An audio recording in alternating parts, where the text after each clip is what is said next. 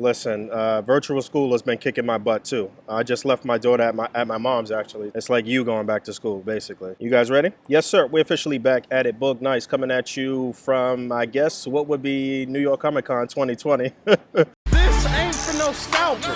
You a scalper? Then fuck out shit. This one's for them real collectors. That's army building and posing figures. Marvel Legends, imports, mini matey, I'm fucking with them. Hype beast, we know about you. Stay buying figs, don't know about it. All right, so today was pretty rough, but I was able to persevere and able to get through it. I just want to say thanks once again to Danielle from the PR team. Thanks to Dan, Dwight, and Ryan for giving me the opportunity to interview them.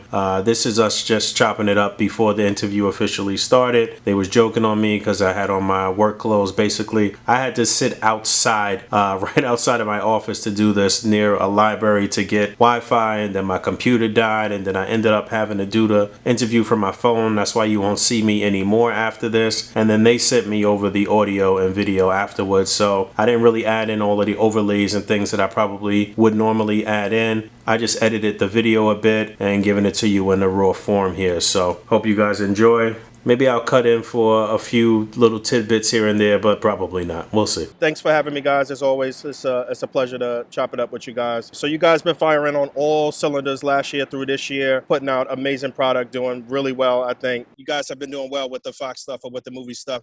Any plans for any Tobey Maguire Spider-Man stuff, maybe? I think it's on our wish list for sure. I think I started saying how, you know, these types of deals are more complicated than fans might expect. You know, even though Marvel is the umbrella, there are a lot of studios and stakeholders involved in between, and kind of just because something happened many years ago, either with Hasbro or Toy Biz, doesn't necessarily mean everything is as easy just to turn back on. But I think we would like that suit, modern 6-inch Legends for sure at some point. So, you know, just stay positive. And if you know, who would have thought we'd have 3 Hugh Jackman Wolverines in 1 year, right? So Understood. Yeah, definitely. Good idea. Is there any figures that you guys have designed for fun that you know, haven't seen a mass release that you just did that maybe might come out at some point? Well, that's how the X program started. I sculpted up the Hugh Jackman and the Deadpool and just started showing them around, saying, "Hey guys," you know, not at that point even thinking about what the 20th anniversary of the X-Men would have been, because I didn't pay attention to those anniversary dates. But that's how those came into being. It was making a couple of models and sell them into Ryan and then to Melissa and Josh at the time, and say, I think this is pretty cool. This is some stuff that's, you know, in the Marvel world that's not been tapped in. I don't think I have any current models like that underway, but yeah, we're always, me and our engineers are always thinking about what are some other cool ways to, you know, make some new things to kind of get people excited about something on the fringes of Marveldom. Yeah, from a marketing side too, we don't actually like draw it up. Like Ryan and I can't draw for shit, but like I think we always like we nerd out like in our office. Like me and Ryan are really close to each other, so I always like pick his brain and I'm like, yo, we gotta do this, let's do this. And like, yeah, so that's how we kind of like get our input in, you know what I mean? Mm-hmm. Understood. You guys have been consistent with your influencer programs, promotional programs, and working with a lot of like toy photographers and stuff like that. You guys are probably the most connected to your fans out of any of the other toy lines. How do you guys go about picking people for those campaigns to send them product and let them shoot some of the stuff early? So there's 2 layers. There's one are these campaigns that are paid campaigns that we use through our you know, our Hasbro PR partners as well as Litsky, and those will be due to when we have, you know, a big program like the PulseCon exclusives, which you just saw. I think we had 2 photographers for that, and then we're working on something for the X-Men program. So those, you know, there's a list of photographers that the company has worked with. They like to spread it around if certain photographers cover multiple brands, and then there's kind of technicalities in terms of, you know, they need to be US residents and kind of all that for the paperwork side. The second piece is when I just like to grab cool images of people who maybe I know from cons, or maybe who I don't know, I've never met, but I just follow myself on Instagram. Dan follows a lot of people, we all do, and it just kind of, if something kind of strikes me and they use that hashtag Hasbro Toy Pick, you know, and I see it, like, yeah, maybe I'll throw it into a presentation. So if for people, you know, wanting to get featured, you know, I guess we can just say, you know, keep up the good work and use that hashtag and get it out there, and we'll eventually see it. Yeah. Sounds good. Yeah, because that was a question. International guys, there's a lot of really cool international artists that are doing dope stuff that really want to get involved in some way. What were you gonna say, Dan? Yeah, no, I think you touched upon it, is that like me and Ryan, we try very hard to keep, you know, our ears to the streets and like our eyes to the sites. And we try to have a wide range of people, right? We don't want to just have like a US perspective. We want to have like influencers from international places, and we want to work with artists from an international and a diverse background. So that's our goal. You can tell that me and Ryan are always around, like trying to find new people too. So it's not just like the number of followers or anything like that. It's what really catches our eyes and what we think has a good perspective and point of view. Because we really want to bring diversity even into our community. You know what I mean? So Understood. Yeah, I mean it's a very diverse community anyway. But yeah, Philippines, United Kingdom, look to that. You guys should look at the A.C.B.A. Feature page, the Instagram, the official A.C.B.A. Instagram. A lot of really cool artists getting featured there all the time. But last time we spoke was around SDCC. Like I said, today is what would normally be around the time of New York Comic Cons. So are you guys going to reveal anything else this week? This week, maybe. We are working on some more events throughout the rest of the year, though, so like, yes, there's a few more items for this year, and then we're already kind of revealing some 2021 stuff. So there will definitely be more Marvel Mondays and just kind of other drops here and there. And we actually had one more, it was a pretty big tease planned for PulseCon, but we like to do the false endings. So he actually cut us off after Firestar. We did have one more really exciting thing. So we will roll that out in one of our next kind of live streams or events, whenever that is. All right, good. I'm looking forward to that. I love that the Sentinel Backer project is going to be released alongside your House and Powers wave. Can you give us any more information on how those figures that'll be in that wave directly tie into the Sentinel? I think you mentioned that before. Well, their designs were taken, many of their designs were taken from the first 10 issues of that story arc. So the designs of the characters that you'll see are very heavily inspired by the looks from the characters in those books. Well, we've revealed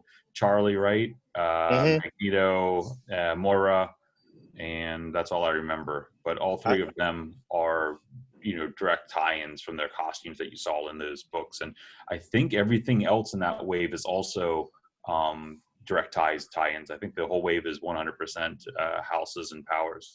Is that body mold for Professor X brand new?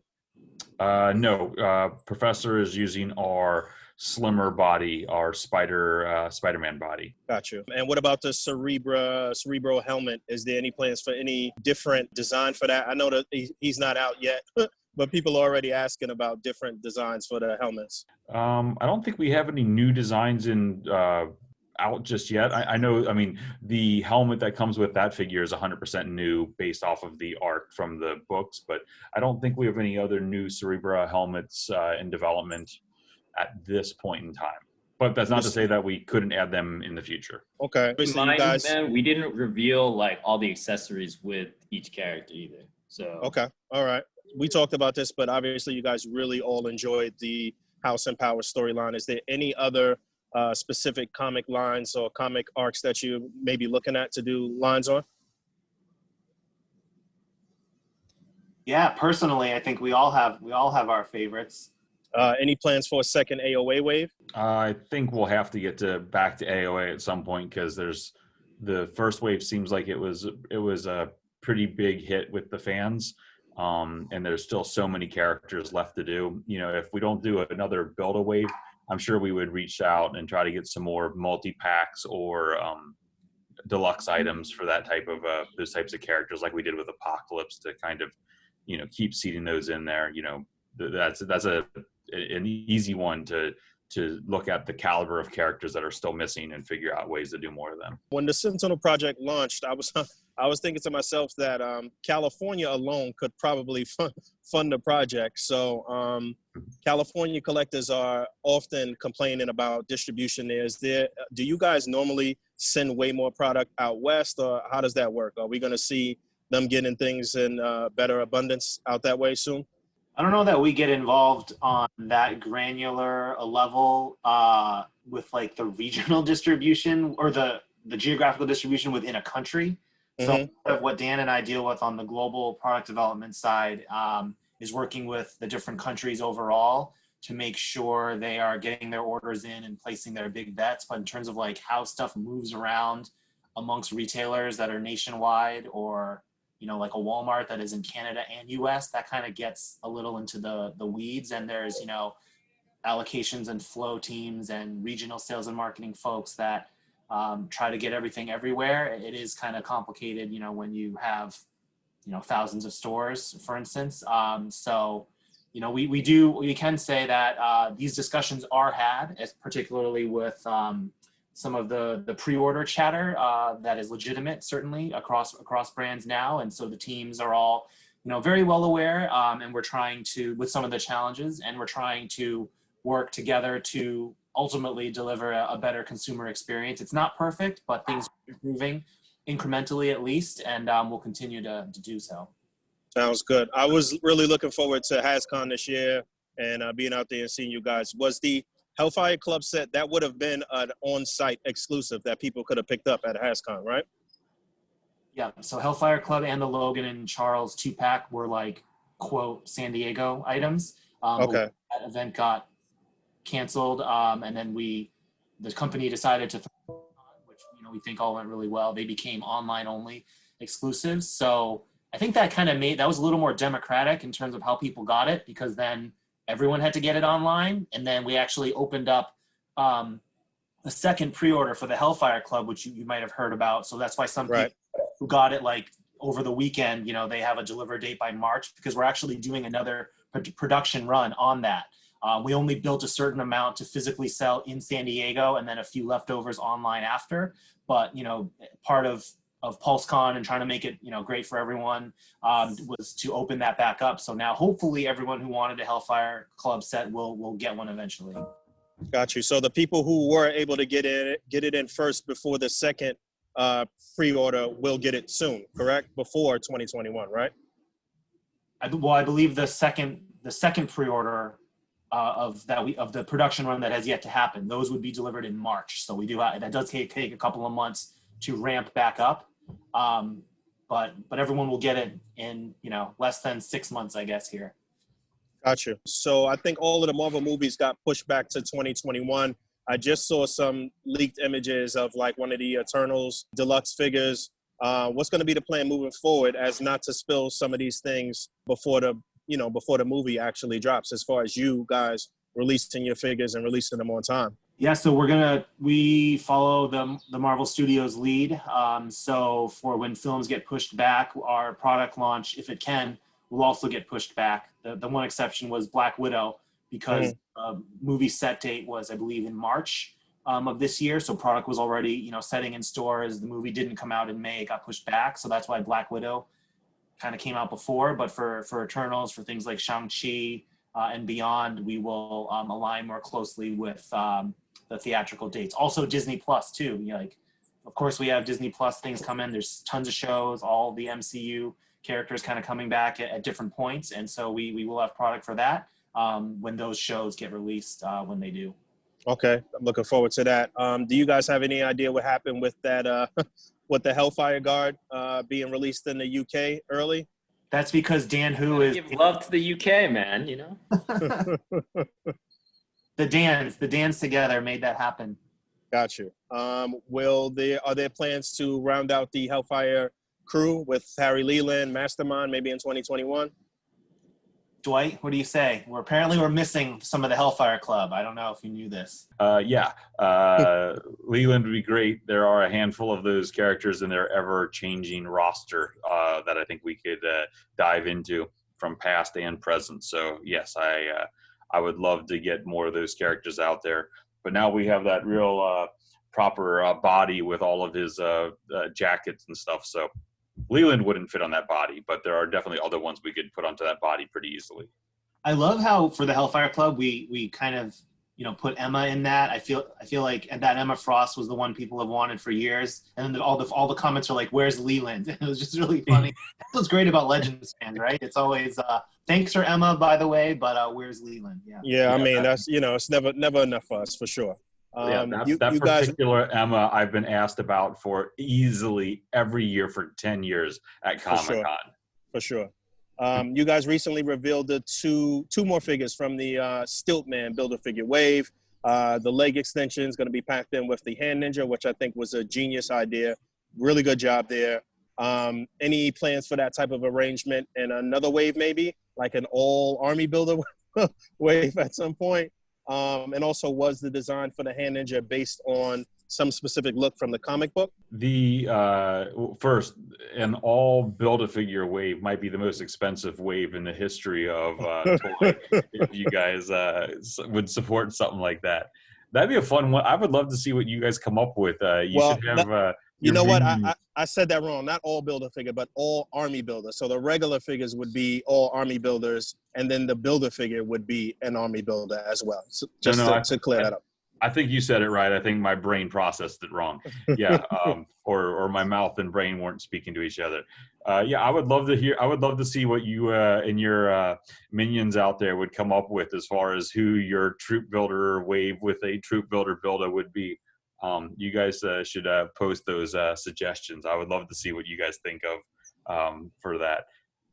And as far as the Hand Ninja, no, we had to use some existing parts to get that figure out. So there wasn't any one particular design. We kind of went with, we poured over some Daredevil books, where they're fighting the Hand Ninja a lot, and just kind of took a amalgamation of all of them to pull them together to kind of come up with a generic ninja that we could, hopefully redeco it a few different ways. We can do white ones maybe and black ones down the line. So yeah, I think that would be I think that's what people are looking for too, to see some variations. Is that is the sash removable?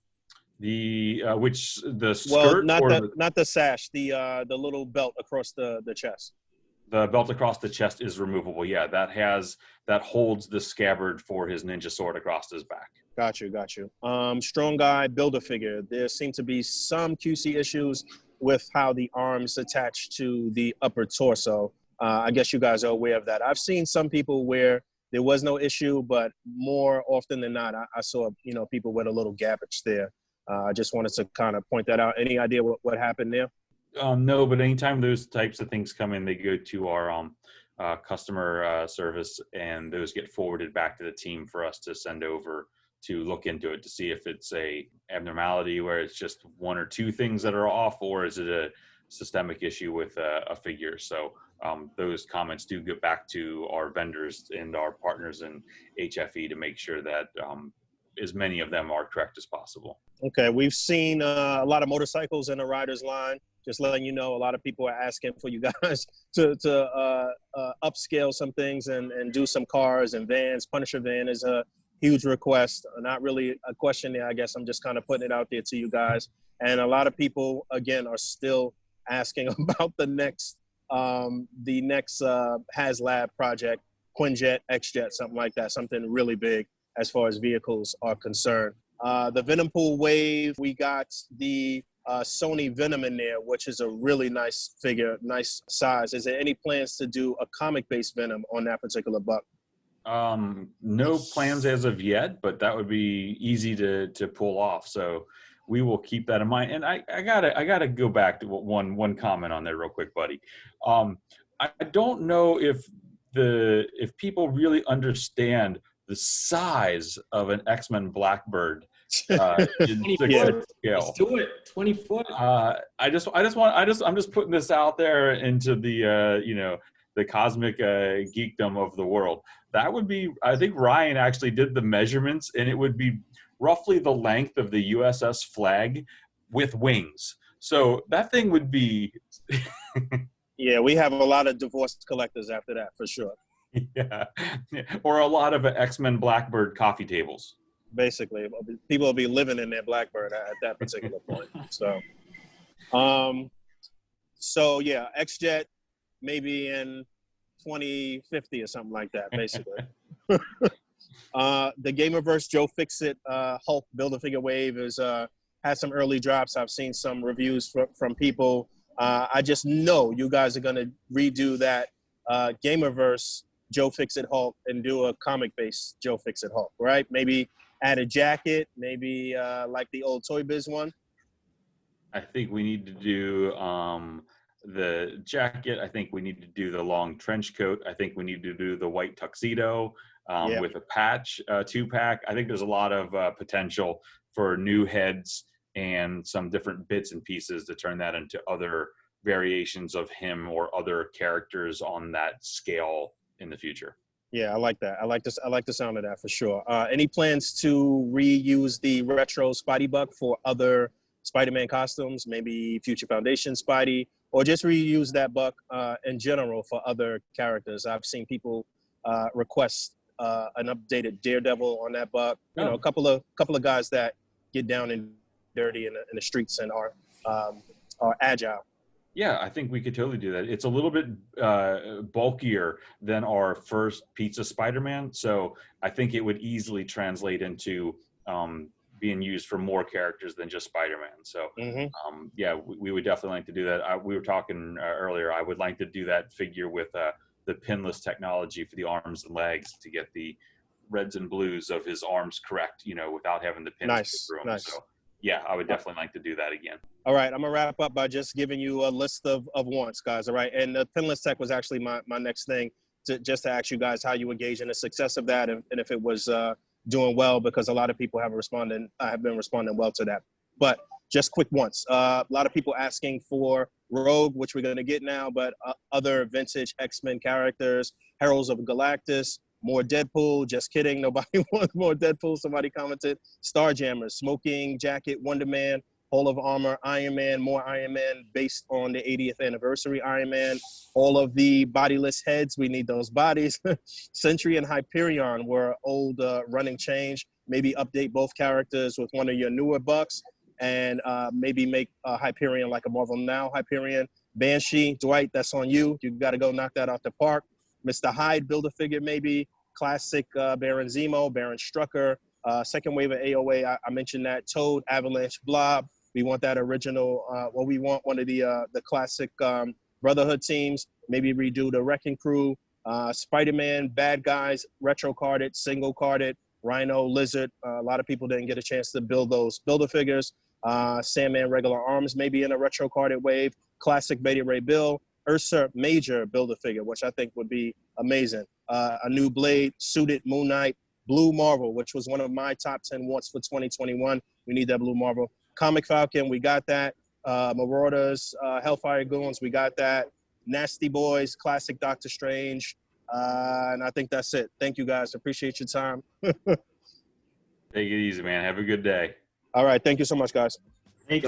Yeah. All right, so definitely a few interesting tidbits in there. I didn't get to my full list of questions. I had 25 minutes to interview the crew. I lost 5 minutes with the whole mix-up with my computer, and then I still actually got 25 minutes. So really, I guess I got a bit more time than probably some of the other people. I did get almost down my full list of questions. I'll save some things for next time. Thanks to anybody who actually put comments, questions on the video that I put up late last night, and yeah, man, it's a lot to sift through there. I've only listened to it one time, I guess, when I was editing the video, so I got to go back through it and see if there's some little Easter eggs and maybe some things I missed. This, what you see in front of you, is just me killing two birds with one stone. This is my day 6 setup for our Octoyber month-long event. This one is #PlayNice. So I got the Mac Gargan Monster Venom here sharing a donut with Spider-Man. This is on my diorama from my man Ron from Lola Studios. And again, something simple, clean, cropped, and contained here. Just a friendly reminder that this event is running the entire month of October. So get out there, do your thing. All of the themes and instructions are on all of our groups on Facebook, as well as the Articulated Comic Book Art Instagram. And yeah, man, again, I just want to keep you guys motivated.